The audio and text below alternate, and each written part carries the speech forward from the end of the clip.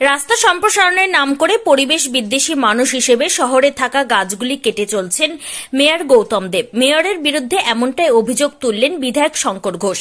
বৃহস্পতিবার রাস্তা সম্প্রসারণের জন্য পুর নিগমের তরফে শিলিগুড়ির SF রোডে চলছিল গাছ কাটার কাজ। এদিন সেই খবর সামনে আসতেই তড়িঘড়ি ওই এলাকায় ছুটে গিয়ে গাছ কাটা রুখে দেন বিধায়ক। শুধু তাই নয়, এই বিষয় নিয়ে মেয়রকে এক হাত নেন তিনি।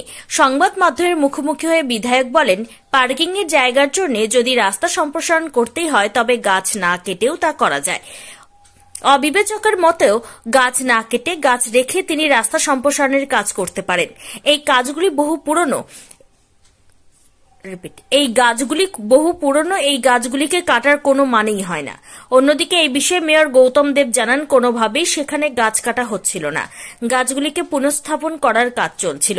এর আগেও গাছ পুনঃস্থাপিত করে সেগুলিকে বাঁচানো হয়েছে। পুর নিগমে তাদের বিরোধী দলনেতা রয়েছে, তারা পুর নিগমে এসে এই বিষয়ে আলোচনা করতে পারতেন বলে জানান মেয়র।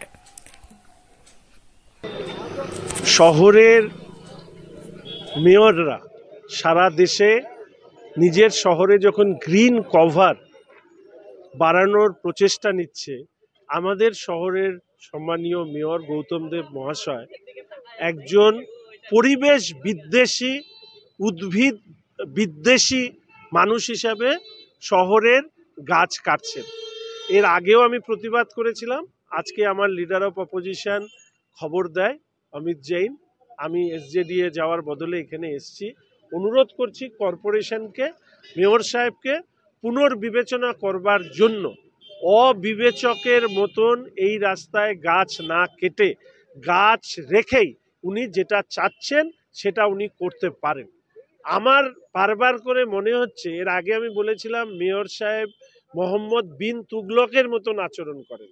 এখন আমার মনে পড়ল যে যখন রোম সাম্রাজ্য ধ্বংস হচ্ছিল তখন নীরব বাঁশি বাজাচ্ছিলেন, আর আমাদের শহর শিলিগুড়িকে শ্মশানে পরিণত করছেন মেয়র সাহেব, আর শহরের মানুষকে উনি নিজের গলায় রবীন্দ্রসঙ্গীত শোনাচ্ছেন।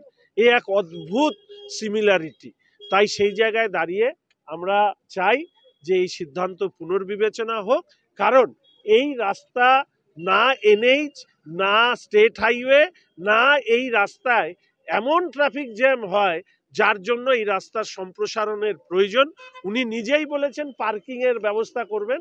যদি পার্কিংই ব্যবস্থা করতে হয় তাহলে গাছগুলো রেখে করুন, নাহলে এই গাছগুলোর এক একটার বয়স মানে আমাদের জন্মের আগের থেকে এগুলো গাছ এখানে আছে।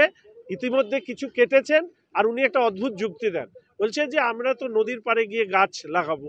তো এরপরে হয়তো উনি বলবেন যে নদীর পাড়ে গিয়ে শহরের মানুষ বাস করুন, আর মাঝে মাঝে শহরে আপনারা ঘুরতে আসবেন।